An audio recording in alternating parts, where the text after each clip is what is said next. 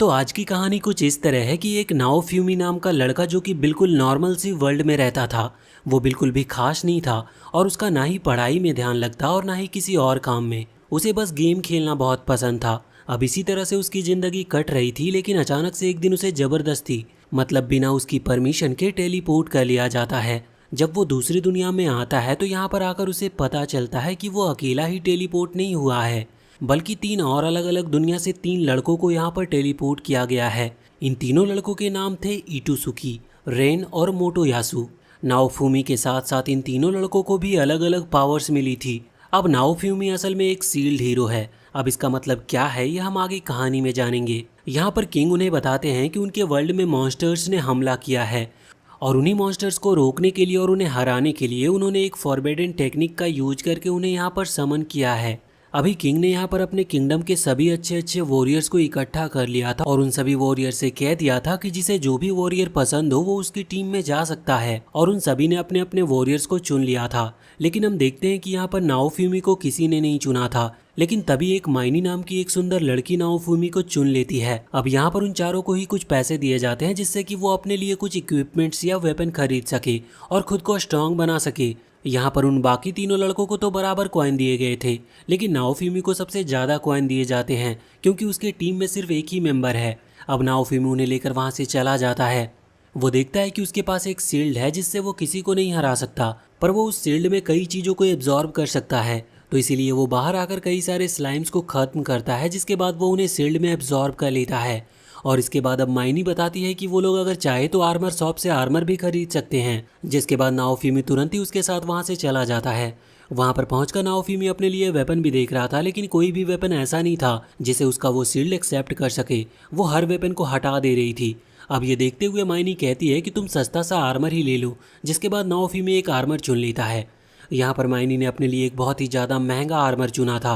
वो उससे कह रही थी कि चिंता मत करो, इसके बदले में मैं तुम्हें कुछ और इनाम दूंगी। अब नाओफ्यूमी मान जाता है क्योंकि वो भी उसकी टीम मेंबर होने वाली है, तो उसे भी इस चीज़ की ज़रूरत पड़ेगी ही।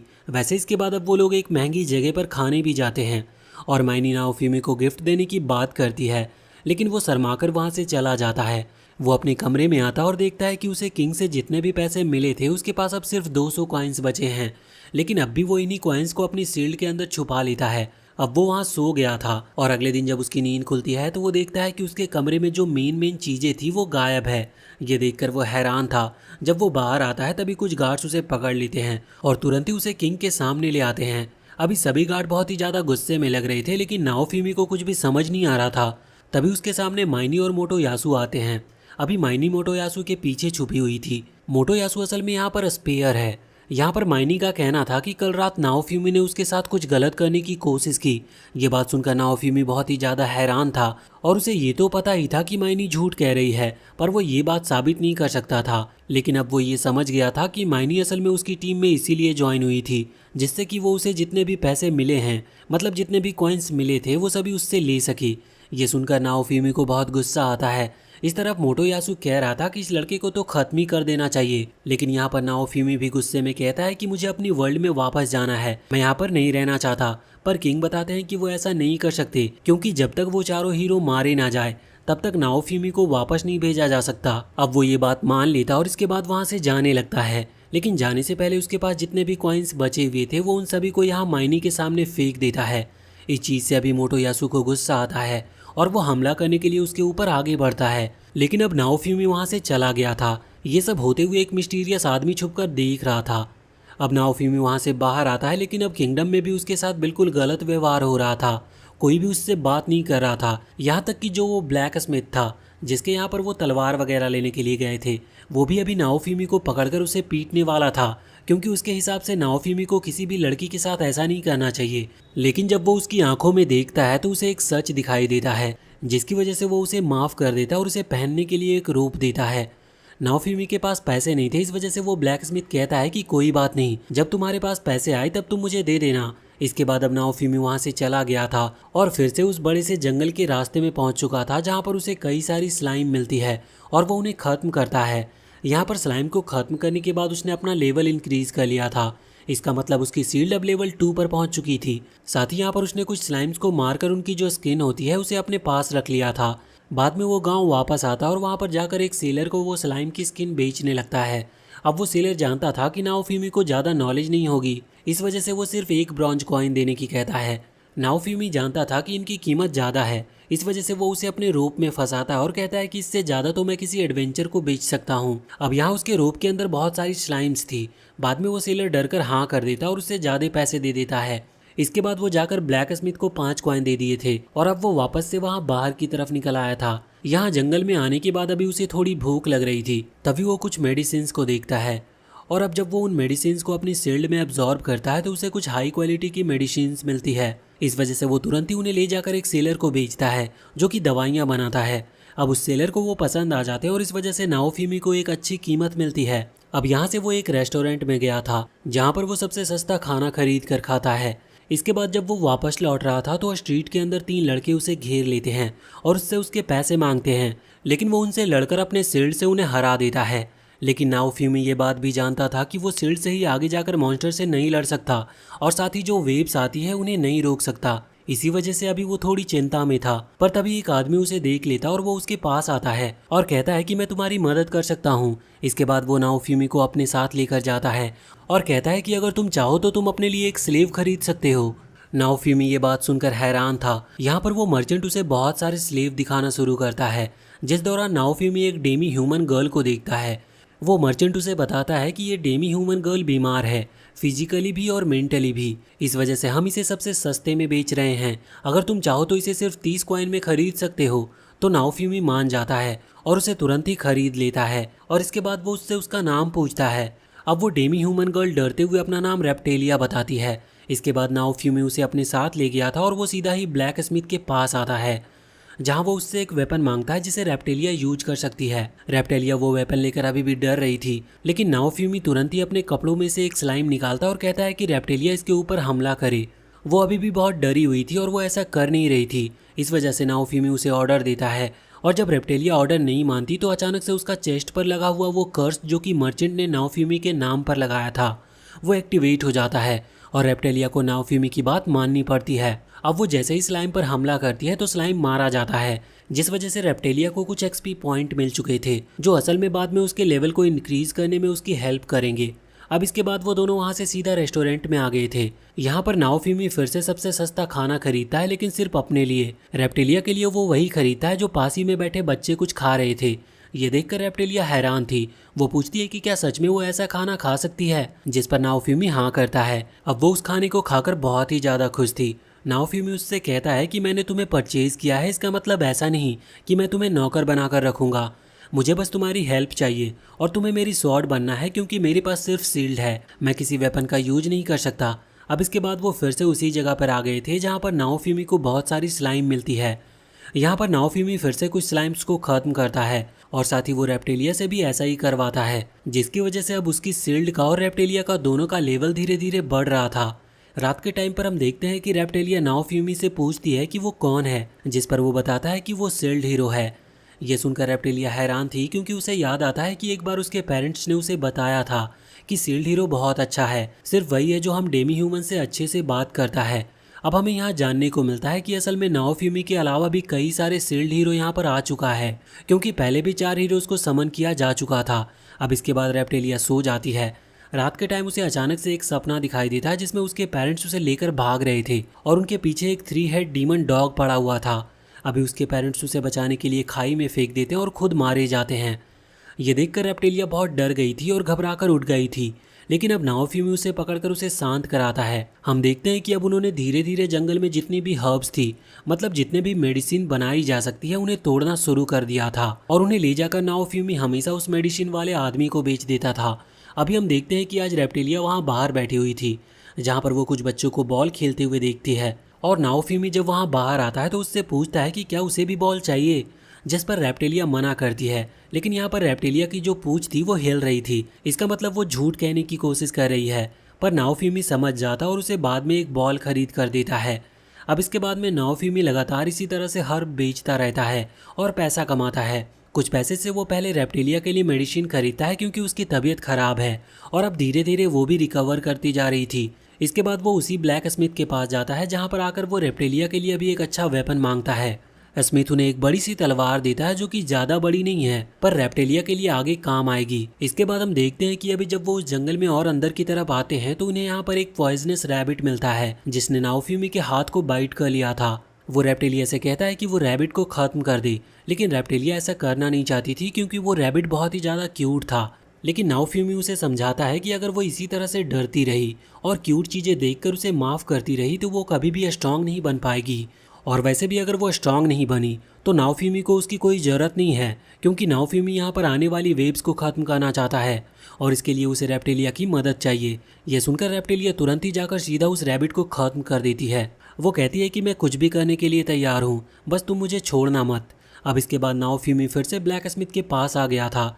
यहाँ पर वो उससे पूछता है कि क्या आसपास कोई और गांव है जहाँ पर हम जाकर कुछ पैसे कमा सके। अब वो स्मिथ उसे पास के ही एक गांव का रास्ता बताता है।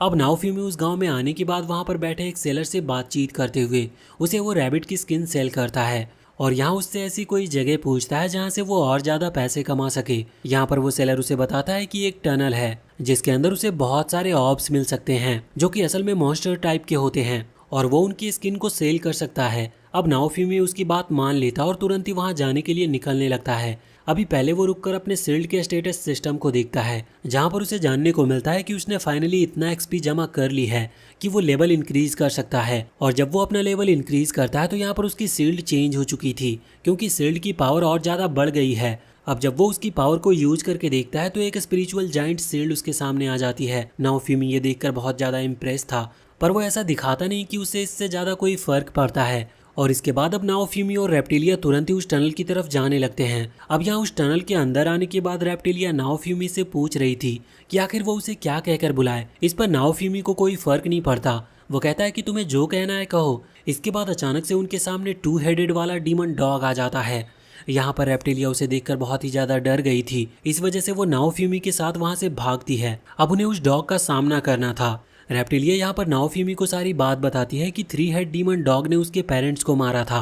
नाओफ्यूमी कहता है कि ये बहुत अच्छा मौका है, तुम उसका बदला ले सकती हो। लेकिन अभी रेप्टेलिया डर रही थी, लेकिन नाओफ्यूमी तुरंत ही अटैक करने के लिए आगे बढ़ता है। यहाँ पर उसने उस डीमन डॉग के एक सर को तो रोक लिया था, लेकिन दूसरा सर उसके शोल्डर पर बाइट कर लेता है।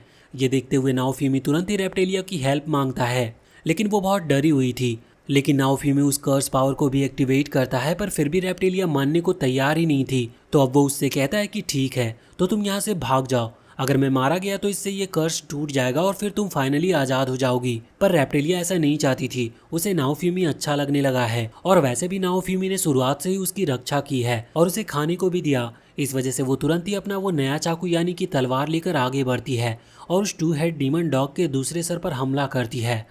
अब इसकी वजह से उस डॉग को ज़्यादा कुछ चोट नहीं लगी थी, बल्कि उसने रेप्टेलिया को वहां से दूर फेंक दिया था। और इसके बाद अब वो गुस्से में रेप्टेलिया की तरफ आगे बढ़ता है, लेकिन उसके वहां तक पहुंचने से पहले ही नाओफ्यूमी ने उसके सामने अपने वो स्पिरिचुअल शील्ड बना दिया था, जिसकी वजह से अभी वो डीमन डॉग उस शील्ड से टकरा गया था। और इसी मौके का फायदा उठाते हुए रेप्टेलिया आगे बढ़कर उस डीमन डॉग के हार्ट पर अपने तलवार मार देती है, जिसकी वजह से वो डीमन डॉग वहीं पर मारा जाता है। और रेप्टेलिया भी खुश भी थी और साथ ही साथ बहुत ही ज़्यादा डर भी गई थी। वो तुरंत ही आगे आकर नाओफ्यूमी के गले लग जाती है। नाओफ्यूमी ये देखकर उससे कहता है कि तुमने मुझसे पूछा था कि तुम मुझे क्या कहकर बुलाओगी, तो तुम मुझे मेरे नाम से ही बुला सकती हो। अब इसके बाद इसी तरह से ट्रेनिंग करते हुए और उन मॉन्स्टर्स को खत्म करते हुए उन्हें करीबन 2 हफ्ते बीत चुके थे। यहाँ पर नाओफ्यूमी ने मॉन्स्टर्स को हराते हुए उनके पार्ट से अपनी शील्ड को और भी ज़्यादा पावरफुल बना लिया था। साथ ही हम देखते हैं कि रेप्टेलिया भी कई सारे मॉन्स्टर्स को हराती है, जिसकी वजह से उसका लेवल भी बढ़ता है और अब वो पहले से भी ज़्यादा स्ट्रांग हो चुकी थी। साथ ही अचानक से उसकी एज भी बढ़ जाती है। नाओफ्यूमी ये देखकर हैरान था, उसे इसमें कुछ भी समझ नहीं आया था। इसके बाद वो वापस से उसी विलेज में लौटते हैं जहाँ पर नाओफ्यूमी ब्लैक स्मिथ से मिलता है और वो उससे अगली वेव के लोकेशन के बारे में पूछता है।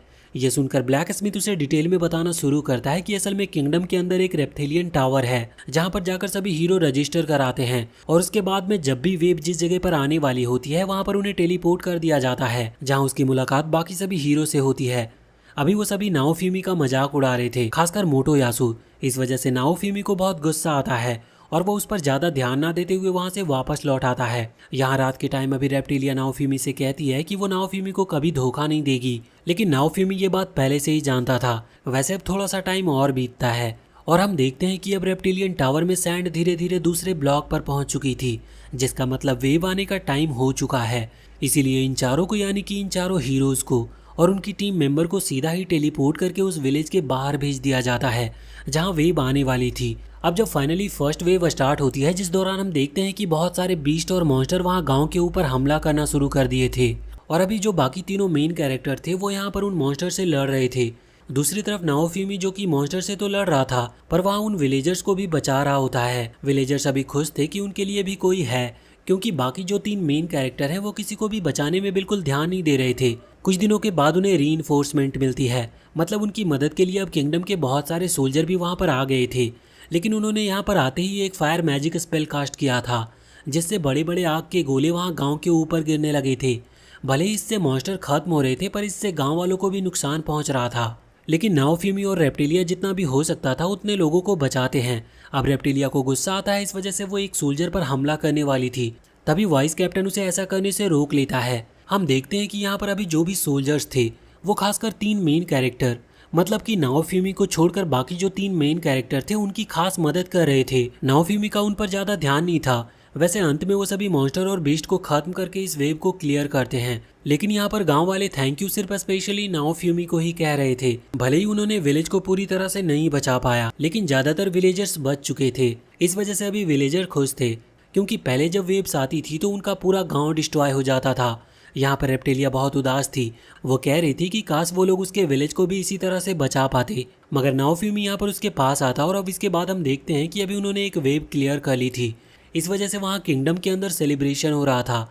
अभी किंग का ध्यान सिर्फ उन्हीं तीनों मेन कैरेक्टर पर था, लेकिन नाओफिमी पर किसी का ध्यान नहीं था। तब यहाँ पर रेप्टिलिया नाओफिमी के लिए एक चीज लाती है खाने को, पर नाओफिमी इसके लिए मना कर देता है। पर रेप्टिलिया उसे जबरदस्ती खिलाने लगती है और उनके बीच में अच्छा सब कुछ चल रहा था। उसी दौरान वहाँ पर मोटोयासु आता और मोटोयासु को यहाँ पर माइनी लेकर आई थी, क्योंकि माइनी ने उससे कहा था कि नाओफिमी ने एक दूसरी लड़की को फंसा लिया है और शायद वो नाओफिमी की असलियत नहीं जानती, इसीलिए हमें उसे आज़ाद कराना चाहिए। अब मोटोयासु वहाँ पर आ जाता और नाओफिमी से कहता है कि वो उससे फाइट करे, लेकिन नाओफिमी ने तुरंत ही फाइट के लिए मना कर दिया था। लेकिन मोटोयासु कहता है कि उसे लड़ना ही होगा। वो चाहता है कि अगर वो जीत गया तो नाओफिमी को रेप्टिलिया को आज़ाद करना होगा। लेकिन नाओफिमी कहता है कि अगर मैं जीता तो क्या। तो इस पर मोटोयासु कहने लगता है कि अगर तुम जीते तो तुम रेप्टिलिया को अपने साथ रख सकते हो। नाओफिमी को ये डील बिल्कुल अच्छी नहीं लगती और वो तुरंत ही मना करके वहाँ से जाने लगता है। लेकिन इतने में ही किंग के सोल्जर वहाँ रेप्टिलिया को पकड़ लेते हैं और कहते हैं कि नाओफिमी को लड़ना पड़ेगा। और अब उनके बीच में लड़ाई शुरू होती है। यहाँ अरीना के अंदर हम देखते हैं कि बहुत सारे किंगडम के लोग अभी इस मैच को देखने के लिए आए थे। नाओफिमी और मोटोयासु आपस में लड़ते हैं और हमें पता है कि नाओफिमी तो असल में एक सील्ड मेन कैरेक्टर है, जिसकी वजह से उसके पास कोई वेपन नहीं रह सकता। लेकिन मोटोयासु यहाँ पर एक स्पीयर मेन कैरेक्टर है, इस वजह से उसके पास एक एडवांटेज है। अब ये लड़ाई शुरू होती है। नाओफिमी ने अभी तक एडवेंचर में जितने भी तरह की अपनी शील्ड अनलॉक की थी वो उन सभी का यूज करता है। इस वजह से मोटोयासु को प्रॉब्लम हो रही थी। सभी लोग ये देखकर हैरान थे कि सच में शील्ड मेन कैरेक्टर पावरफुल है। पर अब मोटोयासु अपनी पूरी पावर का इस्तेमाल करने की कोशिश करता है। तभी नाओफिमी अपने वो डीमन डॉग वाली शील्ड को अनलॉक करता है, जिसे उसने 2 हेड डीमन वाले डॉग के ब्लड से अनलॉक किया था। इसके आते ही यहाँ पर मोटोयासु के आसपास एक केज क्रिएट हो गया था, जिसके अंदर बहुत सारी स्लाइम्स थी जो कि मोटोयासु को काटना शुरू कर देती है। इस वजह से उसे दर्द हो रहा था। मोटोयासु जल्दी उससे हार जाता है, लेकिन इतने में ही माइनी वहाँ से छुपकर हमला करती है और इसकी वजह से यहाँ नाओफिमी नीचे गिर गया था। और इसी चीज़ का फायदा उठाते हुए मोटोयासु ने नाओफिमी को हरा दिया और फाइनली मोटोयासु को जीता हुआ घोषित कर दिया गया। नाओफिमी यहाँ पर कह रहा था कि माइनी ने मोटोयासु की मदद की, इसका मतलब उन्होंने चीटिंग की है, पर उसकी बातों पर ध्यान नहीं दिया जाता। वहाँ पर बहुत सारे लोग बैठे थे, लेकिन कोई भी नाओफिमी के पक्ष में कोई भी बात नहीं कर रहा था। ये देखकर नाओफिमी मन में सोचता है कि ये लोग अंधे हैं क्या। वैसे नाओफिमी को इस चीज़ से बहुत बुरा लगता है। तभी हम देखते हैं कि वहाँ का किंग मोटोयासु को विनर घोषित करता है और उसे अपने पास बुलाता है। उस दौरान नाओफिमी को जानने को मिलता है कि माइनी असल में किंग की बेटी है, इसका मतलब वो इस किंगडम की प्रिंसेस है। अब इस बात से नाओफिमी सब कुछ समझ चुका था कि शुरुआत से ही उसके साथ ऐसा क्यों हो रहा था। मतलब कि किंग जो कि शील्ड मेन कैरेक्टर को हेट करते हैं, उन्होंने जानबूझकर अपनी बेटी को नाओफिमी की टीम में भेजा, जिससे कि वो नाओफिमी को फंसा सके और सभी के मन में उसके लिए गलत इमेज को क्रिएट कर सके। और इसी वजह से अभी सब नाओफिमी को हेट करते हैं। मगर नाओफिमी का कहना था कि अगर जब किंग को शील्ड मेन कैरेक्टर पसंद ही नहीं है तो उन्होंने उसे समन ही क्यों किया, और जबकि उसकी कोई गलती नहीं है तो फिर वो उसे हेट क्यों करते हैं। उसे इस चीज़ पर बहुत गुस्सा आ रहा था। वो सामने देखता है कि एक जनरल अभी एक खास लिक्विड का यूज कर रहा था रेप्टिलिया की चेस्ट से वो कर्स साइन को हटाने के लिए, और अब रेप्टेलिया के ऊपर से वो कर्स हट भी जाता है। वैसे नाओफिमी को इस चीज़ से कोई फर्क नहीं पड़ता कि रेप्टेलिया के ऊपर कर्स रहे या ना रहे, बस उसे सिर्फ इस चीज़ से फर्क पड़ रहा था कि सब उसके साथ ऐसा क्यों व्यवहार कर रहे हैं, जबकि उसने अभी अभी एक विलेज को बचाया है। उसे इस चीज़ पर बहुत गुस्सा आता है और इसी वजह से उसकी जो अंदर की फीलिंग्स थी वो उसके ऊपर हावी होने लगती है। उसे एक तरफ फील हो रहा था कि यहाँ पर जितने भी लोग हैं वो सभी को ख़त्म कर दे, और इसी वजह से अचानक से उसकी सील्ड की एक मिस्टीरियस पावर जिसे कर्स सीरीज कहा जाता है वो एक्टिवेट हो जाती है। उसी समय वहाँ दूसरी तरफ अभी रेप्टेलिया ने यहाँ मोटोयासु को एक जोरदार चांटा मार दिया था। वो उसे कहता है कि तुम्हें किसने कहा कि मुझे बचाओ, ये बात मैंने तो तुमसे नहीं कही थी। अभी मोटोयासु ये सब बातें सुनकर हैरान था। तभी माइनी आगे आती और रेप्टेलिया की तरफ हाथ आगे बढ़ाती है उसे चांटा मारने के लिए, लेकिन इतने में ही वहाँ पर रेन और इट्सुकी वहाँ पर आ जाते हैं। वो दोनों माइनी को रोक देते हैं और मोटोयासु को सब कुछ सच बताते हैं कि वो हार चुका था, लेकिन माइनी ने उसकी छुपकर मदद की। इस चीज़ पर माइनी कहती है कि उसने ऐसा कुछ भी नहीं किया, शायद उन्हें कोई भ्रम हुआ होगा। अभी वहाँ ग्राउंड में मतलब कि जो किंगडम के लोग बैठे हुए थे उनमें से कोई कुछ कह नहीं रहा था, लेकिन उसका सीधा कारण यही है कि वो किंग से डरते हैं, इस वजह से वो कुछ कह नहीं सकते थे। अब यहाँ पर रेप्टेलिया नाओफिमी के पास आती है और कहती है कि भले ही मेरे ऊपर से वो कर्स हट चुका हो, लेकिन मैं अभी भी तुम्हारी स्वॉर्ड हूँ, मैं तुम्हारी मदद करूँगी आगे भी मॉन्स्टर से लड़ने में और वेव को क्लियर करने में। लेकिन नाओफिमी उसे चुप रहने को कहता है और कहता है कि मैं बहुत बुरा हूँ, तुम्हारे ऊपर से कर्स हट चुका है, तुम्हें यहाँ से चले जाना चाहिए। लेकिन अब रेप्टेलिया उसके पास आती है। नाओफिमी अभी अपने इमोशंस में खो चुका था, इस वजह से वो सिर्फ एक अंधेरे कमरे में देख रहा था। अभी रेप्टेलिया उसे समझाती है कि माइनी ने नाओफिमी के बारे में सब कुछ बताया, लेकिन उसे सब पर यकीन नहीं है। पर नाओफिमी कहता है कि मैं बहुत बुरा हूँ, और इतना कहते हुए वो शील्ड को निकालने लगता है और कहने लगता है कि ये शील्ड किसी काम की नहीं। पर इस पर रेप्टेलिया कहती है कि नहीं, तुम इसे जितना पावरफुल मानते हो ये उससे भी कहीं ज़्यादा पावरफुल है, और इसी की मदद से तुमने उस विलेज को बचाया था। लेकिन वो कहता है कि मुझे किसी भी विलेज को नहीं बचाना था, वो बस अपने आप ही ऐसा हो गया। लेकिन रेप्टेलिया उसे गले लगाकर कहती है कि वो ऐसा नहीं है, वो सबकी बातों में आ रहा है। और दूसरी बात ये कि वो अब नाओफिमी को खुद से भी ज़्यादा अच्छे से समझने लगी थी। अब यही चीज़ नाओफिमी को असल में सुनाई देती है, जिसकी वजह से उसके जो इमोशंस थे वो उसके ऊपर काबू नहीं कर पाते, और नाओफिमी को फाइनली रियलाइजेशन होता है कि यही सेम वर्ल्ड रेप्टेलिया ने वेव शुरू होने से पहले कहे थे, लेकिन उसने उसकी बातों पर तब ध्यान नहीं दिया था। अब जब वो अपनी आंखें खोलता है तो देखता है कि रेप्टेलिया की एज अब बढ़ चुकी है। ये देखकर वो हैरान था, असल में पहले उसने ये चीज़ नोटिस नहीं की थी। इधर हम मोटोयासु को देखते हैं जो कि अभी नाओफिमी और रेप्टेलिया को देखकर ये सोच रहा था कि शायद रेप्टेलिया अभी भी किसी स्पेल के अंदर है। वो सोचता है कि उसे रेप्टेलिया को आज़ाद कराना चाहिए, पर तभी रेन और इट्सुकी उससे कहते हैं कि या तो वो अंधा है या फिर दुनिया का सबसे बड़ा बेवकूफ़ है, जो उसको अभी तक ये चीज़ समझ में नहीं आई। अब इसके बाद हम अगले दिन का सीन देखते हैं जहाँ पर नाओफिमी रेप्टेलिया से पूछ रहा था कि उसकी एज इतनी स्पीड से कैसे बढ़ गई और उसने ये चीज़ नोटिस ही नहीं की। तो इस पर रेप्टेलिया कहने लगती है कि असल में उनके क्लैन में ही ये खासियत है, वो नॉर्मल ह्यूमन से अलग हैं, इस वजह से उनके यहाँ जो बेबी डेमी ह्यूमंस होते हैं उनकी उम्र नॉर्मल ह्यूमन से कहीं ज़्यादा तेज़ी से बढ़ती है, करीबन 4 गुना तेज़ी से। अब उसी दिन हम देखते हैं कि किंग ने चारों हीरोज़ को अपने पास बुलाया था। यहाँ पर वो सभी को रिवॉर्ड दे रहे थे क्योंकि उन्होंने अभी करेंटली फर्स्ट वेव को क्लियर कर दिया था। यहाँ पर वो मोटोयासु को 4000 कॉइन्स देते हैं और वहीं रेन और इट्सुकी को 3-3000 कॉइन्स दिए जाते हैं। अब जब नाओफिमी की बारी आती है तो उसे सिर्फ 500 ही कॉइन मिलते हैं, लेकिन उस पर भी किंग मना करते हुए कहते हैं कि नाओफिमी मोटोयासु से हार गया था, इस वजह से उसे कुछ भी नहीं मिलना चाहिए। नाओफिमी को इस चीज़ पर बहुत गुस्सा आता है। दूसरी तरफ रेन और इट्सुकी कहने लगते हैं कि नाओफिमी हारा नहीं था, माइनी ने चीटिंग की थी, लेकिन माइनी इस बात को मानने के लिए तैयार नहीं थी, और किंग जो कि उसके फादर हैं वो भी इस बात को मान नहीं रहे थे और कह रहे थे कि ये सब फालतू की बातें हैं। हम सभी ने देखा कि नाओफिमी हार गया। अब नाओफिमी को बहुत ज़्यादा गुस्सा आता और वो आगे बढ़ने लगता है, पर तभी रेप्टेलिया उसे रोक देती है और यहाँ से चलने को कहती है। वो उसकी बात मान लेता और वो लोग वहाँ से वापस लौट आते हैं। इसके बाद अब वो उसी मिस्टीरियस मर्चेंट के पास आए थे जहाँ पर नाओफिमी को रेप्टेलिया मिली थी। अभी वो उस मर्चेंट से वही कर्स साइन को फिर से बनाने को कहता है। ऐसा वो इसीलिए कर रहा था क्योंकि अगर रेप्टेलिया के ऊपर कर्स का साइन होगा तो उसके लेवल, स्टेटस और पावर के बारे में नाओफिमी को अपने स्क्रीन पर दिखता रहेगा। अब मर्चेंट वो कर्स साइन बना देता है, तभी नाओफिमी और रेप्टेलिया की नज़र पास में ही रखे कुछ एग्स पर जाती है। ये कुछ खास तरह के एग्स थे। नाओफिमी इनके बारे में पूछता है तो रेप्टेलिया बताती है कि ये नॉर्मल एग्स नहीं हैं, बल्कि इनके अंदर से वो बर्ड्स निकलती है जिन्हें हमने किंगडम के अंदर देखा था। नाओफिमी पहले भी उन बर्ड्स को देख चुका है। वो बर्ड्स असल में सामान को यहाँ से वहाँ ले जाने के लिए यूज में आती है, इसीलिए अब वो भी उन्हें खरीदने का सोच रहा था। अगले सीन में हम देखते हैं कि नाओफ्यूमी अभी एक मेडिसिन वाली दुकान पर आया था जहाँ से वो एक बुक खरीदता है जिसमें कई तरह की हर्ब्स के बारे में लिखा हुआ था। उसे ये बुक फ्री में मिल जाती है क्योंकि वहाँ का जो ऑनर था उसका रिलेटिव वहाँ उस विलेज में रहता था जहाँ पर अभी वो वेव आई थी और उसे पता चल चुका था कि शील्ड हीरो ने ही खास करके उनके विलेज को बचाया है। इस वजह से वो उसे बुक फ्री में ही दे रहा था। नाओफ्यूमी जब उस बुक को देखता है तो उसे उसमें कुछ भी समझ में नहीं आता क्योंकि उसकी लैंग्वेज अलग थी। इसके बाद जब वो वहाँ से लौट कर जा रहा था तभी उसे एक ओल्ड लेडी मिलती है। वो उसे एक ग्रिम वॉर देती है और कहती है कि उनका भी रिलेटिव उसी विलेज में रहता था। ये ग्रिम वॉर नाओफ्यूमी को बहुत ही हेल्प कर सकता है उसकी पावर को बढ़ाने में क्योंकि इसके अंदर कई तरह के मैजिक स्पेल्स लिखे हुए थे। नाओफ्यूमी थैंक यू कहकर उसे ले लेता है लेकिन बाद में वो देखता है कि उसका इस्तेमाल नहीं कर सकता वो, क्योंकि उसमें अभी वही दूसरी बुक की तरह लैंग्वेज लिखी हुई थी जो कि उसे आती नहीं थी।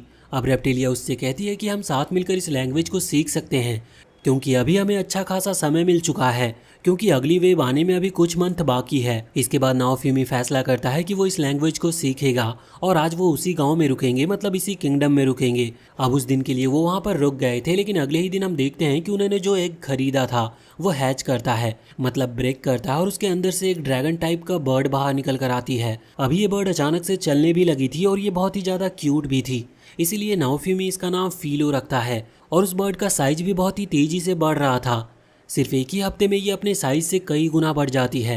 ये देखकर नाओफ्यूमी बहुत खुश था क्योंकि अब वो उनकी मदद कर सकती है। वैसे अभी तक नाओफ्यूमी और रेप्टिलिया ने उस विलेज को छोड़ा नहीं था। तभी उस विलेज में एक और हीरो की एंट्री होती है जो कि असल में मोटोयासु था। उसके साथ यहाँ पर माइनी भी आई हुई थी। वो सभी गांव वालों को बताते हैं कि किंग की तरफ से ये ऑर्डर है कि मोटोयासु अब से उनका नया लॉर्ड होगा, मतलब कि किंग तो नहीं पर इस गांव का किंग कह सकते हैं, और यहाँ के जो भी डिसीजन है वो मोटोयासु ही लेगा। गांव वालों को इससे कोई प्रॉब्लम नहीं थी, पर अब माइनी कहने लगती है कि विलेज को डेवलप करने के लिए हम टैक्सेस लगा रहे हैं। अगर कोई भी व्यक्ति गांव से बाहर जाता है या अंदर आता है तो भी उसे टैक्स देना होगा और साथ ही साथ गांव में रहते हुए भी उसे कुछ अच्छा खासा टैक्स देना होगा। इस पर गांव के लोग गुस्सा करते हैं क्योंकि उनके पास 2 वक्त की रोटी भी अच्छे से नसीब नहीं होती, लेकिन माइनी मानने को तैयार नहीं थी। अब नाओफ्यूमी इस बात के खिलाफ था। वो आगे आता है पर तभी अचानक से कुछ और लोग वहां पर आते हैं और माइनी को एक स्क्रोल देते हैं। वो स्क्रोल पकड़ती है और गुस्से में नाओफ्यूमी को चैलेंज करते हुए कहती है कि हम एक रेस लगाएंगे और जो भी उस रेस में जीता ये गाँव उसका। सभी गाँव वाले अभी नाओफ्यूमी से रिक्वेस्ट कर रहे थे कि वो रेस करे, लेकिन वो इसमें इंटरेस्टेड नहीं था। पर इस तरफ हम देखते हैं कि फीलो इसके लिए बहुत ज़्यादा एक्साइटेड था। इस वजह से नाओफ्यूमी को भी हाँ करनी पड़ती है और अब ये रेस स्टार्ट होती है, जिस दौरान हम देखते हैं कि नाओफ्यूमी और फीलो दोनों ही आगे निकल रहे थे, जिस वजह से अभी माइनी को गुस्सा आता और वो अपने ही सोल्जर से कुछ मैजिक स्पेल का यूज करने को कहती है। उसके सोल्जर कई तरह के स्पेल क्रिएट करते हैं, जैसे कि पहले उन्होंने एक हॉल क्रिएट किया था जिसकी वजह से फीलो और नाओफ्यूमी नीचे गिर जाते हैं, लेकिन फिर फीलो और भी ज़्यादा मोटिवेशन के साथ खड़ा होता और फिर से मोटोयासु को पीछे छोड़ने लगता है। ये देखते हुए अब माइनी के सोल्जर नाओफ्यूमी की स्पीड स्लो कर देते हैं। साथ ही यहाँ पर उन्होंने मोटोयासु की स्पीड को भी बढ़ा दिया था, लेकिन इसका भी कोई फ़ायदा नहीं होता क्योंकि नाओफ्यूमी और फीलो हार नहीं मानते। नाओफ्यूमी अपनी शील्ड पावर से वहाँ पर स्पिरिचुअल शील्ड क्रिएट कर रहा था उन गड्ढों के ऊपर, जिसकी वजह से अब वो गड्ढे भी उसे गिरा नहीं पा रहे थे और लास्ट में अब जीत नाओफ्यूमी की ही होती है। ये देखकर माइनी और मोटोयासु दोनों ही हैरान थे, पर माइनी कहती है कि उसने चीटिंग की है क्योंकि जब वो रेस जीता था तभी अचानक से फीलो का साइज पहले से भी डबल हो चुका था। माइनी कह रही थी कि तुमने ज़रूर किसी स्पेल का इस्तेमाल किया है।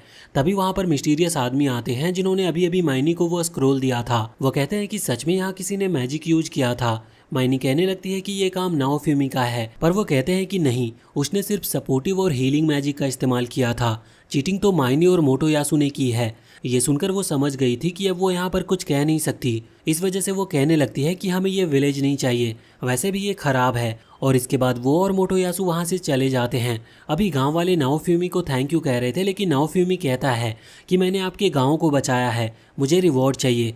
गांव वाले कहते हैं कि हमारे पास इतने पैसे नहीं हैं कि हम आपको कुछ दे सके, जिस पर नाओफ्यूमी कहने लगता है कि मुझे पैसे वगैरह नहीं चाहिए। अब वो सोच रहे थे कि नाओफ्यूमी को क्या दे, तभी फीलो को वहाँ पर रखी एक बगी दिखाई देती है जो कि उसे अच्छी लगती है, जिस वजह से वो उसी की डिमांड करती है और गाँव वाले भी वो बगी उन्हें दे देते हैं। अब वो लोग वहाँ से निकल चुके थे। रास्ते में नाओफ्यूमी सोच रहा था कि उसके पास वो टोकन है जिससे वो किसी भी विलेज में जा सकता है बिना विलेज की फीस दिए, मतलब वहाँ पर हर विलेज में एंट्री के लिए कुछ पैसे लगते हैं। लेकिन नाओफ्यूमी असल में एक हीरो है, इस वजह से उसे पैसे नहीं देने होंगे। इसीलिए अगर वो चाहे तो अपने बगी में बिठाकर लोगों को ट्रैवल करा सकता है और उनसे पैसे लेकर वो कुछ पैसे भी कमा सकता है। अब तभी हम देखते हैं कि रेप्टेलिया की तबीयत थोड़ी ख़राब होने लगती है, क्योंकि वो पहली बार बगी में बैठी थी, इसीलिए अभी उसे उसकी आदत नहीं है। अब वैसे भी रात हो चुकी थी, इस वजह से वो वहीं जंगल में रुकने का फैसला करते हैं।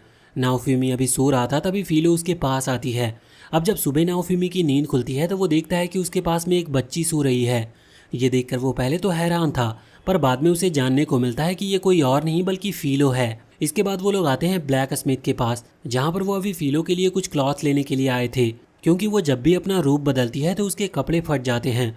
अभी ब्लैक स्मिथ को तो कुछ समझ नहीं आ रहा था, लेकिन फिर फिलो अपना बर्ड वाला रूप बनाकर दिखाती है और वो लोग उसे बताते हैं कि वो मर्चेंट के पास गए थे, जहाँ पर उसने बताया कि फिलो उसकी स्पीसीज की एक खास तरह की बर्ड है। और वो लोग उसे बताते हैं कि फिलो उसकी स्पीसीज की एक खास तरह की बर्ड है जो कि ह्यूमन फॉर्म में भी आ सकती है। और साथ ही उन्होंने एक और स्पेल फिलो के ऊपर क्रिएट किया था, जिससे कि अब वो नाओफिमी के साथ कनेक्ट हो चुकी है, बिल्कुल रेप्टिलिया की ही तरह। यहाँ पर वो अभी ब्लैक स्मिथ के पास कपड़े लेने आए थे, लेकिन ब्लैक स्मिथ बताता है कि उसके पास इस तरह के मैजिकल क्लॉथ नहीं है।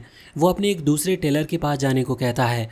अगले सीन में वो लोग उस टेलर के पास आ चुके थे, जहाँ पर आने के बाद वो टेलर गर्ल बताती है कि मैं इसके लिए कपड़े सिल सकती हूँ, पर मुझे मैजिकल थ्रेड की ज़रूरत पड़ेगी। अब मैजिकल थ्रेड के लिए उन्हें एक दूसरी शॉप पर आना पड़ता है, जहाँ पर जो लेडी मैजिकल थ्रेड बेचती है वो बताती है कि उसके पास अभी मैजिकल थ्रेड है ही नहीं, लेकिन कुछ ही दिनों में वो उसे अवेलेबल करा सकती है, इसीलिए उन्हें कुछ दिन के लिए रुकना होगा। अब नाओफिमी, रेप्टिलिया और फिलो इस विलेज में ज़्यादा समय तक रुक नहीं सकते थे, इस वजह से वो कहते हैं कि हम फिर वापस आएंगे, और वहाँ से वो चले जाते हैं। अभी रास्ते में उन्हें एक आदमी मिलता है जो कि भागते हुए अपने गाँव की तरफ लौट रहा था। नाओफिमी को यही सही मौका दिखता है। वो उससे कहता है कि मैं तुम्हें तुम्हारे गाँव तक छोड़ दूंगा, मुझे बस एक कॉइन दे देना। अब इस पर वो आदमी कहने लगता है कि उसके पास बिल्कुल पैसे नहीं हैं और उसकी मदर की तबीयत बहुत ख़राब है, और इसीलिए उसे जल्दी से जल्दी अपने विलेज पहुंचना है। नाओफिमी उससे कहता है कि ठीक है, तो मुझे कुछ खाना वगैरह दे देना, और उसको बिठा लेता है। और अभी स्पीड बढ़ाने के लिए वो बगी को वहीं पर छोड़ देता है। अभी वो फिलो के ऊपर ही बैठकर जा रहे थे। रास्ते में उन्हें गांव वाले रोकते हैं, मतलब गांव के बाहर जो लोग खड़े थे वो रोकते हैं, लेकिन नाओफिमी उन्हें वो टोकन दिखा देता है, जिससे वो समझ जाते हैं कि नाओफिमी असल में एक हीरो है। इसके बाद वो सीधा उस आदमी के घर पर पहुंच चुका था, जहां पर अभी वो आदमी अपनी मदर के लिए कुछ खाने के लिए लेने जा रहा था। उसी समय नाओफिमी उस मेडिसिन को अपने शील्ड के साथ रिफाइन करते हुए उसकी पावर को बढ़ा देता है, जिसकी वजह से वो मेडिसिन अब कई गुना ज़्यादा असरदार हो चुकी थी।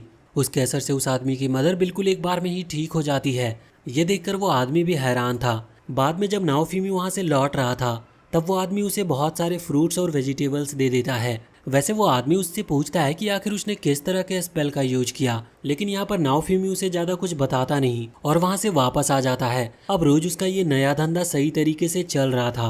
वो यहाँ से वहाँ हर गाँव वालों को ट्रैवल करा रहा था और लोगों को लिफ्ट दे रहा था, जिससे उसे ठीक ठाक पैसे भी मिल रहे थे। एक दिन उसकी गाड़ी में एक और आदमी बैठता है, और वो आदमी असल में खुद भी एक मर्चेंट था। यहाँ पर वो नाओफिमी की तारीफ कर रहा था, क्योंकि उसने उसके बारे में बहुत अच्छी बातें सुनी है। अब तभी रास्ते में उन्हें कुछ लुटेरे मिलते हैं, जो कि उनका रास्ता रोक लेते हैं और कहते हैं कि इन लोगों के पास जो भी है वो उन्हें दे दे। पर ये देखते ही नाओफिमी नीचे आता है लड़ने के लिए, पर उससे पहले रेप्टिलिया वहाँ सामने आ जाती है और वो अभी उनसे फाइट करती है। पर इससे पहले ही फिलो यहाँ पर अपने एक टोर्नेडो स्पेल का इस्तेमाल करते हुए उन सभी लुटेरों को हरा देती है, और बाद में वो लोग उन्हें बांध लेते हैं। अभी नाओफिमी सोच रहा था कि वो इनका क्या करे, तभी वो मर्चेंट आदमी कहता है कि हमें इन्हें लोकल सोल्जर को दे देना चाहिए, जिससे इन्हें सज़ा मिलेगी। नाओफिमी के हिसाब से ये बात बिल्कुल सही थी, लेकिन अब वो लुटेरे हंसने लगे थे और कहने लगे थे कि हाँ बिल्कुल, हम वहाँ से जल्दी आज़ाद हो जाएंगे। वैसे भी नाओफिमी की इमेज बहुत ख़राब है और इससे कोई भी उसे हीरो नहीं समझने वाला। अब इस बात पर नाओफिमी को गुस्सा आता है और वो अपना प्लान बदल लेता है। अगले सीन में हम देखते हैं कि अभी वो लुटेरे जहाँ पर रह रहे थे वहाँ उनका सारा ट्रेजर रखा हुआ था, जो कि उन्होंने बाकी लोगों से लूटा है। नाओफिमी उनसे वही ट्रेजर ले रहा था। यहाँ पर रेप्टिलिया कह रहे थे कि हम चोर के घर में चोरी कर रहे हैं। वैसे वो मर्चेंट आदमी कहता है कि ये गलत नहीं है, नाओफिमी बिल्कुल सही कर रहा है। तभी नाओफिमी उससे कहने लगता है कि तुम्हारी अच्छी बातें मुझे ज़्यादा पसंद नहीं, मैंने तुम्हें लुटेरों से बचाया, इस वजह से तुम्हें एक्स्ट्रा पे करना होगा। वो मर्चेंट कहने लगता है कि चिंता मत करो, मैं तुम्हें कॉइन से भी ज़्यादा कीमती चीज़ दूंगा, जो कि मेरी नॉलेज है। इसके बाद वो उसे अपने घर पर ले आया था, जहाँ पर वो नाओफिमी को जेम्स स्टोन के बारे में नॉलेज देता है, जिसकी वजह से अब नाओफिमी भी जेम्स स्टोन को क्रिएट कर सकता था और उन्हें रिफाइन कर सकता है। अब इसी तरह से धीरे धीरे नॉलेज लेते लेते वो मर्चेंट बीच में घुल मिल गया था, जहाँ पर उसे कई तरह की न्यूज़ मिलती है। पहले उसे जानने को मिलता है कि मोटोयासु ने अभी अभी लेटेस्ट एक नए गाँव को बचाया है, जो कि भूख से तड़प रहा था। जो कि भूख से तड़प रहा था। उनकी फसल ग्रो नहीं कर रही थी, लेकिन मोटोयासु ने एक ऐसी फसल ढूंढी जो कि किसी भी मौसम में ग्रो कर सकती है। लेकिन नाओफ्यूमी जानता था कि ये बात गलत है। माइनी असल में एक प्रिंसेस है, इस वजह से किंग को ये कहीं से मिली होगी और उसका क्रेडिट उन्होंने मोटोयासु को दे दिया उसे एक हीरो बनाने के लिए। अब इसके बाद उसे जानने को मिलता है कि रेन अभी बड़े बड़े खतरनाक मॉन्स्टर से लड़ रहा है, खुद को स्ट्रांग बनाने के लिए और अगली वेव की तैयारी करने के लिए। इसके बाद उसे इट्सुकी के बारे में जानने को मिलता है कि वो अचानक से कहीं गायब हो चुका है। उन्हें लास्ट न्यूज़ ये मिली थी कि वो एक मिस्टीरियस पावरफुल डंजन के अंदर गया है, लेकिन उसके बाद से उन्हें कुछ ज़्यादा न्यूज़ नहीं मिली। अब इतनी जानकारी और इतनी नॉलेज नाओफ्यूमी के लिए बहुत थी। वो वहाँ से जाने का डिसाइड करता और सबसे पहले उस मर्चेंट आदमी को थैंक यू कहता है। अब वो मर्चेंट आदमी यहाँ नाओफ्यूमी को एक लेटर देते हुए कहता है कि वो पास के ही माइन की तरफ जा सकता है, क्योंकि वहाँ पर मर्चेंट आदमी का एक दोस्त रहता है जो कि उसे कुछ जेम्स स्टोन प्रोवाइड करा सकता है। नाओफ्यूमी तुरंत ही वहाँ पर पहुँचता है और उस आदमी से मिलता है। वो आदमी कहता है कि ठीक है, हम अभी भी माइनिंग कर रहे हैं, अगर तुम्हें कोई सा भी जेम्स स्टोन चाहिए हो तो तुम अपनी मर्जी से उसे फ्री में ले सकते हो। अगले सीन में हम देखते हैं कि वो उस लेडी को अपने साथ ले आया था जिससे वो फिलो की ड्रेस के लिए वो मैजिकल थ्रेड खरीदने वाले थे। अब जो वो मैजिकल थ्रेड है वो भी इसी तरह के एक जेम्स स्टोन से बनते हैं, इसीलिए वो लेडी को अपने साथ लाए थे जिससे कि वो उस स्टोन को पहचान सके। वो लोग उस माइन के अंदर आते हैं, जहाँ पर अंदर आने के बाद उन्हें एक बॉक्स दिखता है जो कि खाली था। तभी फिलो एक दूसरी डायरेक्शन में पॉइंट करती है, जिसके बाद वो उसी डायरेक्शन में आगे बढ़ने लगते हैं। कुछ दूर आने के बाद फिलो डर रही थी, लेकिन नाओफ्यूमी फिर भी इस जर्नी को कंटिन्यू रखता है और आगे आता है। अब कुछ दूर आने के बाद उन्हें बहुत सारे जेम्स स्टोन मिल जाते हैं, लेकिन यहाँ पर एक मॉन्स्टर सो रहा था जो कि बहुत खतरनाक भी दिख रहा था। इस वजह से वो लोग पहले कोशिश करते हैं कि वो मॉन्स्टर जागे ना, लेकिन फिर भी वो जाग जाता है और हमला करने लगता है। अभी रेप्टेलिया भी उस पर अटैक करती है और फिलो भी अटैक करती है, लेकिन इसका कोई फ़ायदा नहीं था। साथ ही वो ओल्ड लेडी भी यहाँ भी अपने फायर स्पेल की मदद से उस मॉन्स्टर पर हमला कर रही थी, लेकिन उसका भी कोई फ़ायदा नहीं हो रहा था। जिसके बाद हम देखते हैं कि वो मॉन्स्टर वहाँ पर नाओफ्यूमी की तरफ हमला करने लगता है, लेकिन यहाँ पर वो अपनी शील्ड की मदद से उसे रोक लेता है। इसके बाद अभी रेप्टिलिया बिल्कुल चुपचाप उस बीस्ट के पीछे आते हुए उस पर हमला करने वाली थी, लेकिन वो बीस्ट बिल्कुल बारीक आवाज़ को भी ध्यान से सुन सकता था। इसी वजह से वो रेप्टिलिया के अटैक को रोक लेता है, जिससे रेप्टिलिया भी इंजर्ड हो जाती है। पर इसके बाद अब नाओफ्यूमी समझ चुका था कि इस बीस्ट को साउंड कुछ ज़्यादा ही बारीक सुनाई देता है और इसी वजह से अब वो अपनी न्यू स्किल का इस्तेमाल करता है, जिसकी वजह से एक साउंड वेव क्रिएट होती है जो कि बहुत ही ज़्यादा डेंस थी और इसके कारण वहाँ वो बीस्ट उसे सह नहीं पाता और वहीं पर मारा जाता है। अब उन्हें वो क्रिस्टल भी मिल चुके थे। इसके बाद फिलो अब उन्हें रिफाइन करते हुए उनमें से कुछ थ्रेड बनाना शुरू करती है। उन थ्रेड को वो इसीलिए बना रही थी क्योंकि उसे वो अपनी माना यानी कि एनर्जी की मदद से बनाना है, जिससे कि वो क्लॉथ्स भी उसकी एनर्जी के साथ कनेक्ट रहेंगे। और फाइनली कुछ देर के बाद वो थ्रेड्स को क्रिएट कर लेती है। इसके बाद वो उसी टेलर लेडी के पास जाते हैं, जहाँ वो टेलर लेडी बहुत ही जल्दी वो क्लॉथ्स क्रिएट कर देती है। अभी फिलो को भी वो क्लॉथ पसंद आए थे, मगर नाओफ्यूमी तो इस बात पर ज़्यादा खुश था कि अब उसे और ज़्यादा खर्चा नहीं करना पड़ेगा। इसके बाद अब वो वापस से अपनी जर्नी कंटिन्यू करने वाले थे। तभी वो मर्चेंट आदमी नाओफ्यूमी को एक टास्क देता है। वो उसे बहुत सारे मेडिसिन देता है और एक विलेज में जाने को कहता है। जब नाओफ्यूमी वहाँ उस विलेज में पहुँचता है तो वहाँ पर जाकर उसे जानने को मिलता है कि इस विलेज के ऊपर कुछ डीमन ट्री ने हमला कर दिया। असल में उस ट्री का कोर पॉइंट सिर्फ एक ही है, जो कि एक अजीब से बीज की मदद से उगा है। उसे रोकने के लिए कई सारे एडवेंचरर पहले भी जंगल में जा चुके हैं, लेकिन वो लौट कर नहीं आए। अब नाओफ्यूमी पहले तो फिलो को भेजकर उन सभी एडवेंचर्स को बचाता है। जब फिलो नाओफ्यूमी से कहती है कि आखिर ये लोग वहाँ पर करने ही क्या गए थे, जब ये उस ट्री को हरा ही नहीं सकते, तो उसे बोलता हुआ देखकर वो विलेजर समझ जाते हैं कि नाओफ्यूमी वही शील्ड हीरो है जिसके बारे में उन्होंने सुना था। ये सुनकर अब वो नाओफ्यूमी से कहने लगते हैं कि वो उनकी जान बचाए, क्योंकि इस ट्री के यहाँ पर होने की वजह से गांव के और भी लोग बीमार पड़ रहे हैं। नाओफ्यूमी पहले तो उन्हें दवाई देता है जो कि वो अपने साथ लाया था, बल्कि वो उस दवाई को रिफाइन करके देता है, जिसकी वजह से वो ज़्यादा अच्छी तरह से काम कर रही थी। इसके बाद अब गांव वाले उसे अच्छा खासा पैसा देने वाले थे उस डीमन ट्री को ख़त्म करने के लिए। इस वजह से वो डीमन ट्री के कोर के पास आ जाता है। वो ट्री खतरनाक था, लेकिन लड़ते वक्त नाओफ्यूमी को आइडिया आता है और जो दवाई उसने गाँव वालों को दी थी वो उस दवाई को डीमन ट्री के कोर पॉइंट पर डाल देता है, जिसकी वजह से वो डीमन ट्री वहीं पर सूख जाता है। अब वो डीमन ट्री ज़्यादा तबाही ना करे फ्यूचर में, इसीलिए वो लोग उसकी जो फल थे जिनके अंदर और भी बीज हो सकते हैं उन्हें तोड़ लेते हैं। नाओफ्यूमी उन्हें भी रिफाइन करता और गांव वालों को बेचने की कोशिश करता है, पर गांव वाले डरे हुए थे, इस वजह से वो उसे नहीं रखते। अब गांव के ऊपर से खतरा हट चुका था, इस वजह से नाओफ्यूमी वहां से निकलने का फैसला करता है।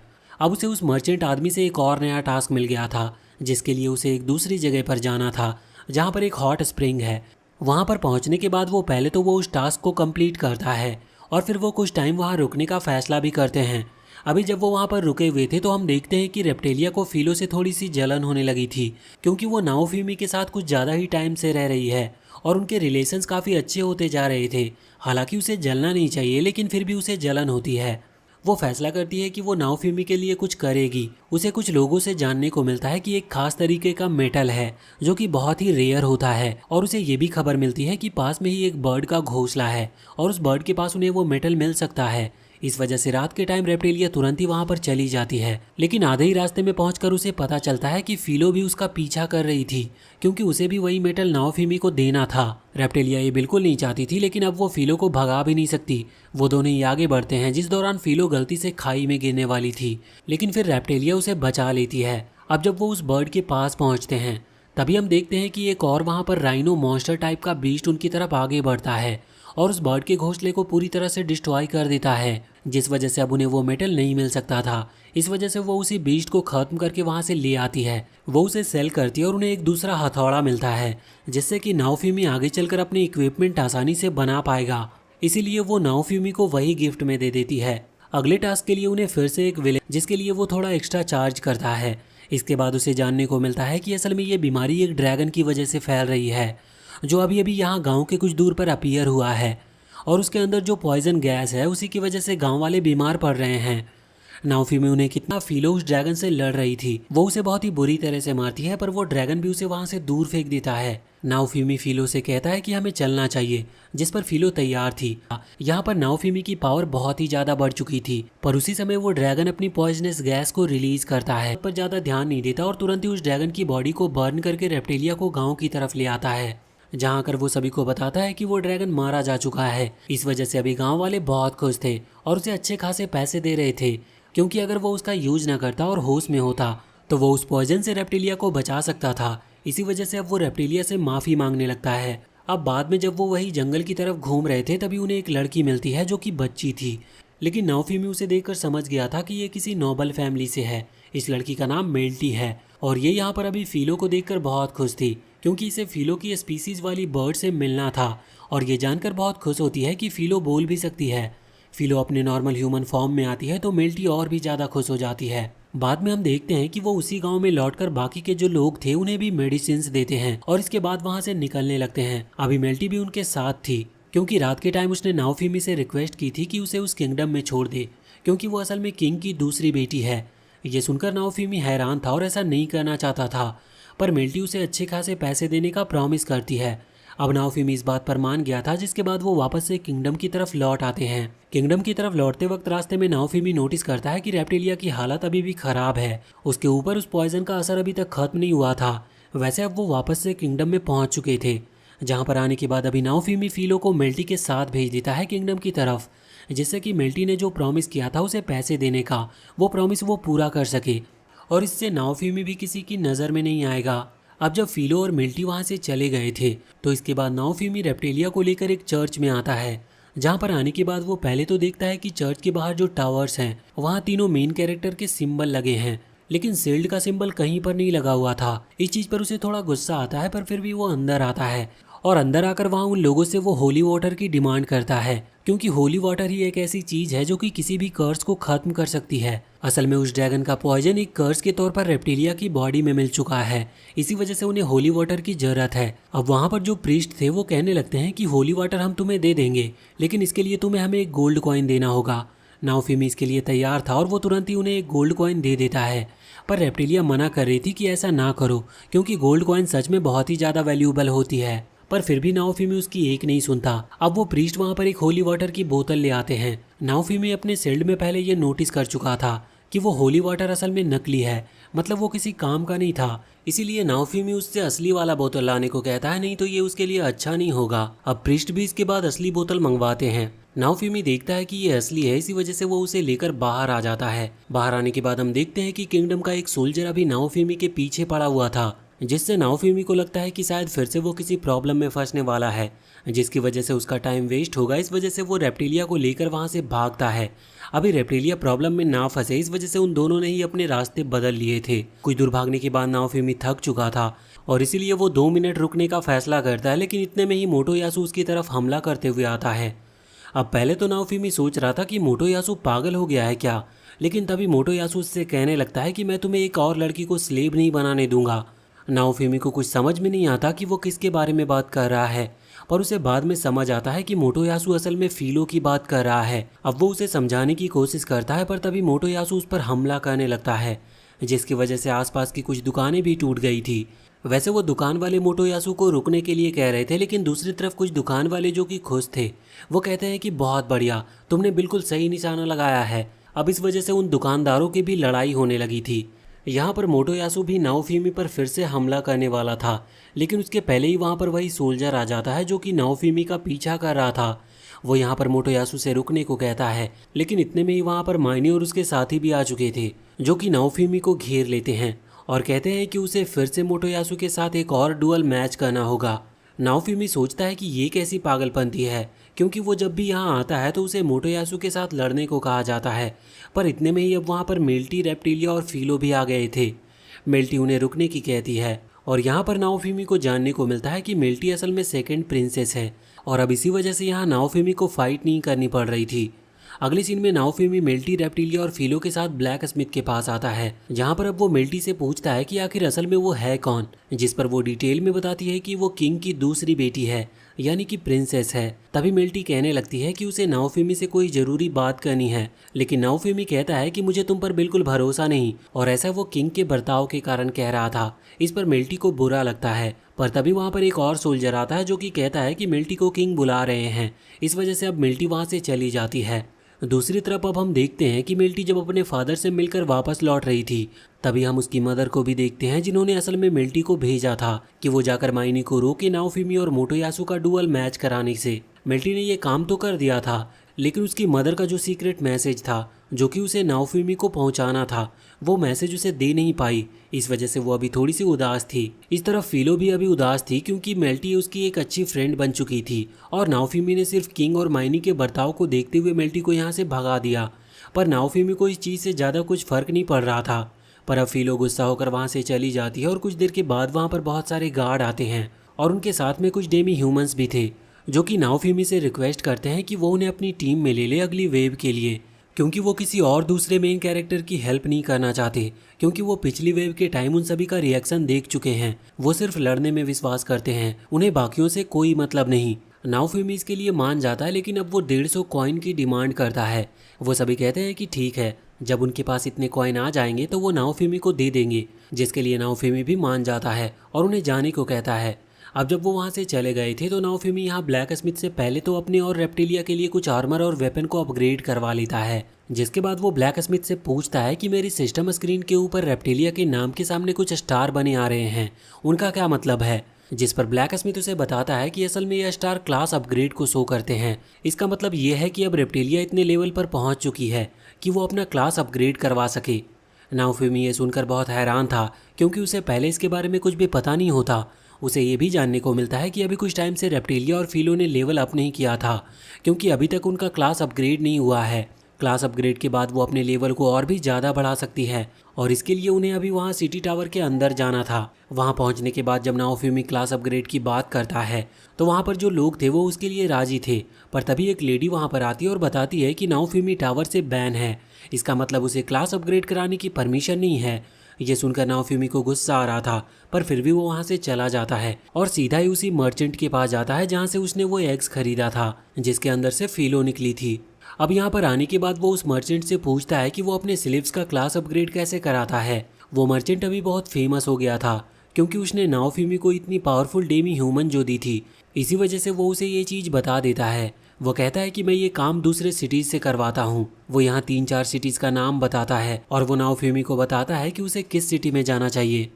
अभी नाओफिमी जब सिटी का नाम सुनता और उसे मैप में देखता है तो वो समझ जाता है कि ये बहुत दूर है और अब अगली वेव बहुत ही जल्द आने वाली है, इस वजह से वो वहाँ पर जा नहीं सकता।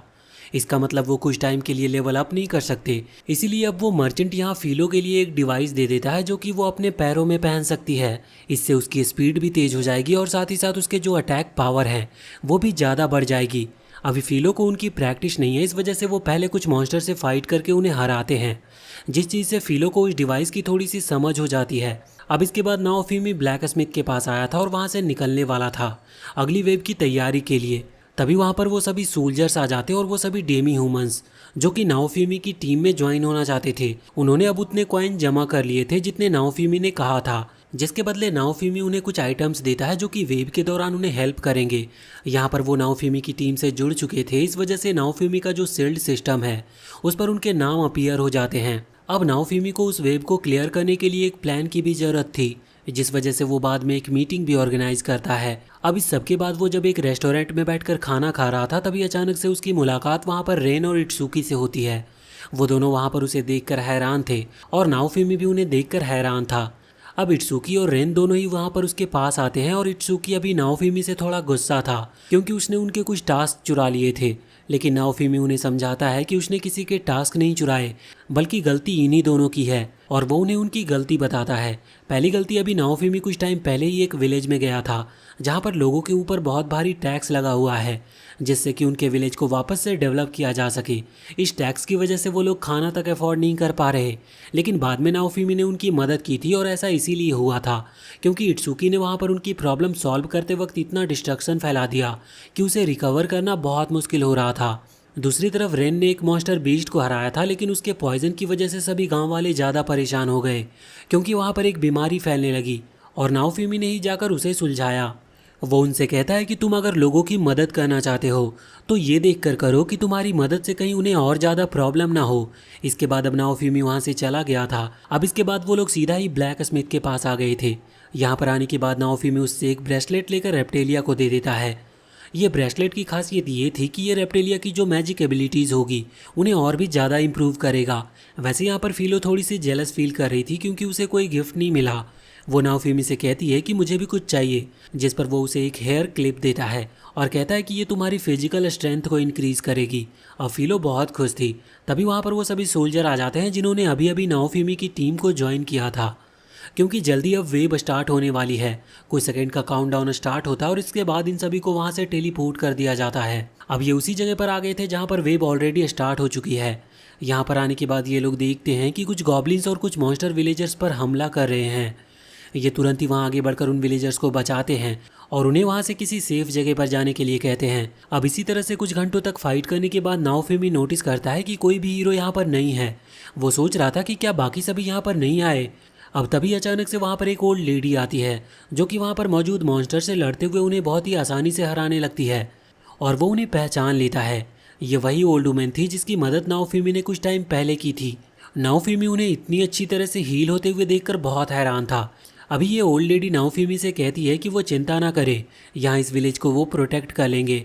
जिसके बाद नाओफिमी ओल्ड लेडी और अपने सभी साथी सोल्जर्स को छोड़कर वहाँ से चला जाता है। अभी वो जा रहा था उन पोर्टल के नीचे जहाँ पर उसे इस वेव का मेन बॉस मिल सकता है।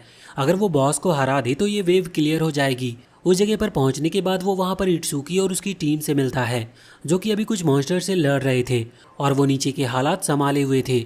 अब जब वो इट्सुकी से पूछता है कि बाकी सभी कहाँ हैं तो वो बताता है कि वो सभी ऊपर उस पायरेट शिप के अंदर हैं। वो वहाँ पर एक सोल ईटर नाम के मॉन्स्टर से फाइट कर रहे हैं, शायद वही इस वेव का बॉस भी है। ये सुनकर नाओफिमी तुरंत ही फीलो के साथ रेप्टेलिया को लेकर वहाँ उस पायरेट शिप के ऊपर आ जाता है। जब वो सबसे टॉप पर आ गया था तब वो वहाँ से देखता है कि रेन और उसका ग्रुप अभी एक स्कल कैप्टन जो कि पायरेट कैप्टन है उससे फाइट कर रहे थे और दूसरी तरफ मोटोयासु एक टेंटिकल मॉन्स्टर से लड़ रहा था। यहाँ पर दोनों ही टीम अलग अलग मॉन्स्टर से लड़ रही थी, इसीलिए उनके बीच में अच्छे बॉन्ड नहीं बन रहे थे, मतलब वो साथ में काम नहीं कर रहे थे।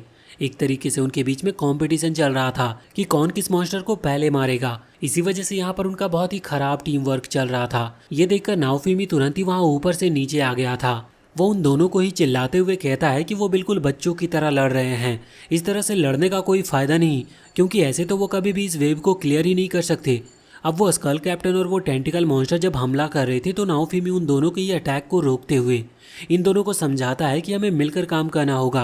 अब हमें एक चीज़ जानने को मिलती है कि जो स्कल कैप्टन है वो असल में रिकवर हो सकता है, मतलब पहले भी रेन उसे कई बार हरा चुका था मगर वो बार बार रिकवर हो रहा था। लेकिन अब अचानक से नाओफिमी उस स्कल कैप्टन की परछाई के अंदर कुछ हलचल देखता है और वहाँ पर उसे कुछ गड़बड़ लगती है। इसी वजह से वो रेप्टेलिया से कहकर लाइटनिंग मैजिक का यूज करने को कहता है। अब रेप्टेलिया जैसे ही लाइटनिंग मैजिक का यूज करती है तो वहाँ पर बहुत तेज रोशनी होती है। इस रोशनी की वजह से अचानक से उनके शैडो के अंदर से वो सोल ईटर स्पिरिट निकलना शुरू हो गई थी। इसे देखकर अब सभी हीरो उसकी तरफ एरो से हमला करना शुरू कर देते हैं और इससे फाइनल जो मेन बॉस मॉन्स्टर थी वो वहाँ सामने आ गई थी। तभी नाओफिमी जानता था कि नॉर्मल पावर के साथ इसे हरा पाना थोड़ा मुश्किल होगा। इस वजह से वो अपनी रेज शील्ड को एक्टिवेट करने को कहता है। वैसे इसमें उसे बहुत प्रॉब्लम होती है, इस वजह से वो पहले रेप्टेलिया से परमिशन लेता है। जिसके बाद रेप्टेलिया कहती है कि चिंता मत करो, अगर वो अपना कंट्रोल खो देगा तो रेप्टेलिया उसे संभाल लेगी।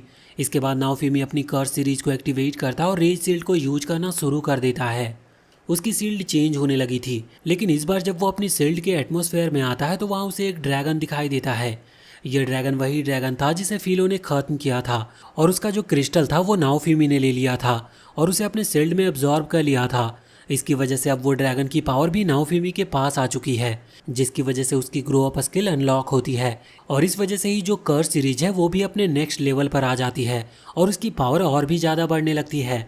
उसकी बॉडी पर एक अलग तरह की फ्लेम जनरेट हो रही थी और उसकी पावर बहुत बढ़ती जा रही थी। ये देखकर सभी हैरान थे। यहाँ पर हम देखते हैं कि माइनी अभी सभी से कह रही थी कि मैंने शुरुआत में ही कहा था कि नाओफिमी असल में खुद ही एक मॉन्स्टर है, हमें उस पर भरोसा नहीं करना चाहिए। पर अब रेप्टेलिया उसे चुप करा देती है। वैसे अब ग्रो अप सीरीज अनलॉक होने के बाद कर्स सीरीज की पावर भी बढ़ गई थी, जिस वजह से हम देखते हैं कि फिलो जो कि नाओफिमी की शील्ड के साथ कनेक्ट है उसका भी रेज फॉर्म अनलॉक हो गया था। उसकी भी पावर बढ़ जाती है, जिसके बाद वो भी उस सोल ईटर पर हमला कर रही थी और उसे बहुत बुरी तरह से पीट रही थी। यहाँ रेप्टेलिया भी बाकी सभी हीरो से कहती है कि तुम सभी बेवकूफ़ हो, नाओफिमी सभी को बचाने के लिए लड़ रहा है लेकिन तुम उसकी मदद नहीं कर रहे। ये बात सभी को समझ में आ जाती है, जिसके बाद हम देखते हैं कि नाओफिमी के पीछे जब अचानक से वो स्कल कैप्टन और दूसरा मॉन्स्टर अपीयर हुए थे तो यहाँ पर इट्सुकी और रेन ने उन पर हमला करना शुरू कर दिया था। इससे मोटोयासु को भी अकल आ जाती है और वो भी मदद करने के लिए मान जाता है और उस पर हमला करने लगता है। अभी यहाँ पर नाओफिमी देखता है कि जब उसकी ये रेज सीरीज अब ग्रो अप सीरीज में और ज़्यादा अपग्रेड हो चुकी है तो इससे और ज़्यादा प्रॉब्लम बढ़ने लगी थी, क्योंकि इसकी वजह से उसके इमोशंस और ज़्यादा उसके ऊपर हावी हो रहे थे। तभी रेप्टेलिया जाकर उसे संभालती है, जिस वजह से अब उसके इमोशंस फिर से ठीक होने लगे थे। वो अभी अपनी नेचुरल पावर का इस्तेमाल करने की कोशिश करता है, लेकिन यहाँ पर उसे एक और आइडिया आता है कि वो अपनी अलग अलग स्किल्स को भी तो एक साथ मिलाकर यूज कर सकता है।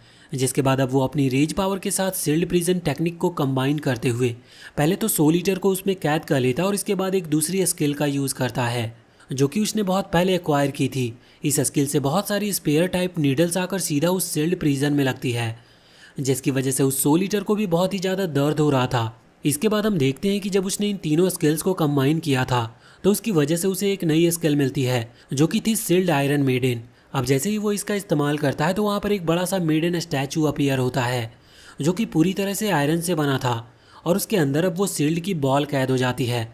उसका डोर बंद होता है और उसके बाद अचानक से प्रेशर के साथ वो सोल ईटर वहाँ ऊपर से नीचे गिरती है और वहीं पर मारी जाती है। ये देखकर सभी हैरान थे और अब नाओफिमी भी वहाँ ऊपर से नीचे गिर गया था, क्योंकि उसने अपनी बहुत ही ज़्यादा पावर का इस्तेमाल कर लिया था, पर वो ठीक था। अभी मोटोयासु थोड़ा जेलस फील करते हुए कहता है कि इस बार तो तुमने उसे हरा दिया, लेकिन अगली बार मैं खुद को तुमसे ज़्यादा ताकतवर साबित करके रहूँगा।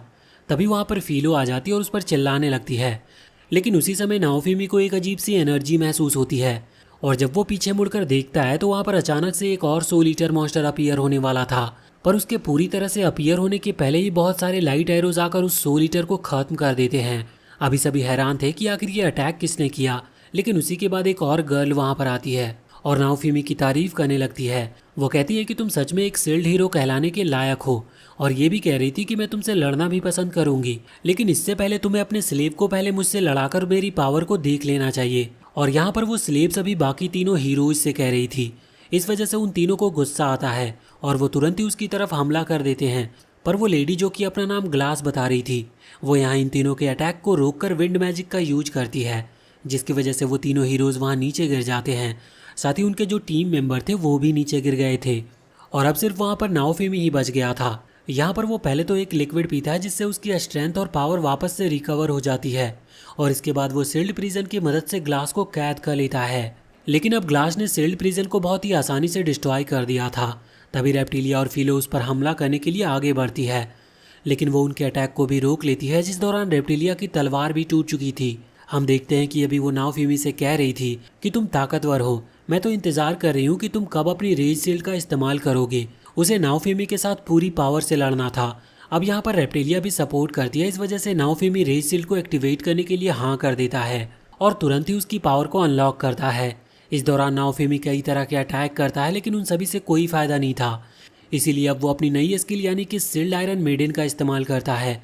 अब उसने उसमें ग्लास को कैद भी कर लिया था, लेकिन फिर भी ग्लास उस आयरन मेडन को भी डिस्ट्रॉय करते हुए बाहर आ जाती है। नाओफिमी ये बात समझ चुका था कि वो इसे हरा नहीं सकता, और ग्लास भी एक बात समझ गई थी कि अब वेव बहुत ही जल्द बंद होने वाली है, मतलब जो पोर्टल हवा में ओपन है वो बंद हो जाएंगे।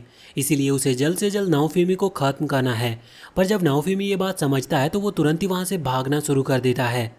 जिस दौरान ग्लास अपनी पूरी कोशिश कर रही थी उस पर हमला करने की, लेकिन नाओफिमी हमेशा उसके अटैक से बचते जा रहा था और अब टाइम आ चुका था पोर्टल के बंद होने का।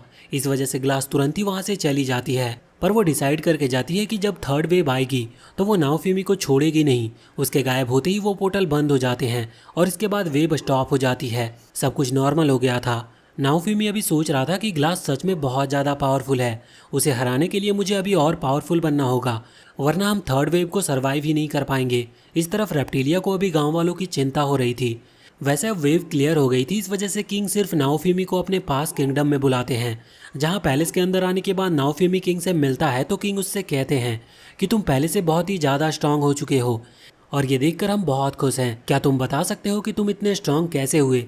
नाओफिमी जानता था कि वो ये किस लिए पूछ रहे हैं, इसीलिए वो कुछ भी बताने वाला नहीं था, लेकिन फिर भी वो कहता है कि आप घुटनों के बल आकर मुझसे माफ़ी मांगिए, मैं आपको बता दूंगा।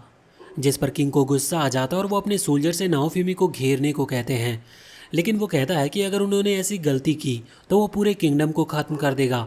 ये सुनकर किंग भी डर गए थे। अभी वो कहने लगा था कि हम रेप्टिलिया और फिलो को नहीं छोड़ेंगे। इस पर नाओफिमी को और भी ज़्यादा गुस्सा आता है और वो फाइनल वार्निंग देकर वहाँ से चला जाता है। वहाँ से बाहर आने के बाद एक लेडी उससे कहती है कि अब तुम्हें बहुत लोग जानने लगे हैं और इस वजह से अब शायद दुश्मन भी तुम्हारे बहुत बढ़ जाएंगे, तुम्हें देख कर रहना होगा। इसके बाद अब नाओफिमी वहाँ से ब्लैक स्मिथ के पास आता है, जहाँ पर अभी वो रेप्टिलिया के लिए एक तलवार लेने के लिए आया था, क्योंकि उसकी तलवार अब टूट चुकी थी।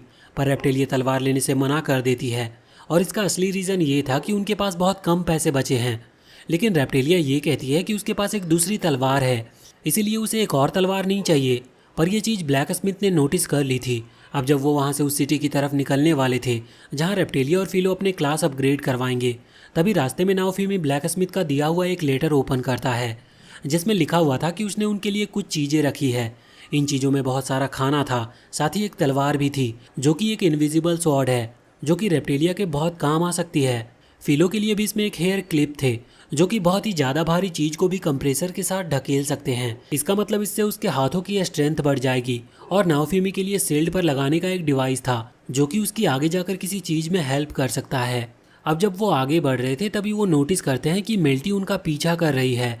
अब फिलो तुरंत ही नाओफिमी को समझाने लगती है कि मेल्टी उसके फादर और उसकी सिस्टर की तरह नहीं है, मगर नाओफिमी ये बात नहीं मानता, पर फिर भी उसे रुकना पड़ता है। मिल्टी उसके पास आकर कहती है कि वो उसके फादर से माफ़ी मांग ले और दोनों के बीच में सलाह कर ले, जिससे कि पीस क्रिएट हो सके और फिर नाओफिमी को भी इस तरह से बार बार किंगडम छोड़कर नहीं जाना पड़ेगा और उसे भी अच्छे खासे पैसे मिलते रहेंगे। पर नाओफिमी इसके लिए तैयार नहीं था। पर तभी सामने वो नोटिस करता है कि जो गार्ड अभी मिल्टी के साथ आए थे वो बिल्कुल उसी तरह से खड़े हैं जिस तरह से वो उस दिन खड़े थे जिस दिन माइनी ने नाओफिमी को धोखा दिया था। वो समझ जाता है कि वो हमला करने वाले हैं। हम देखते हैं कि वो सभी सोल्जर में से एक सोल्जर अपनी तलवार लेकर यहाँ आगे बढ़ता है और वो इस वक्त मिल्टी को ख़त्म करने वाला था, पर इसके पहले ही नाओफिमी मिल्टी को खींचते हुए अपनी शील्ड आगे करके उसके अटैक को रोक लेता है। मिल्टी ये देखकर बहुत हैरान थी। लेकिन इसी के साथ ये सीज़न यहीं पर ख़त्म हो जाता है। तो वीडियो अगर पसंद आई हो तो चैनल को सब्सक्राइब करके बेल आइकन ज़रूर दबा लें और कमेंट सेक्शन में हमें बताएं कि आपको ये वीडियो कैसी लगी।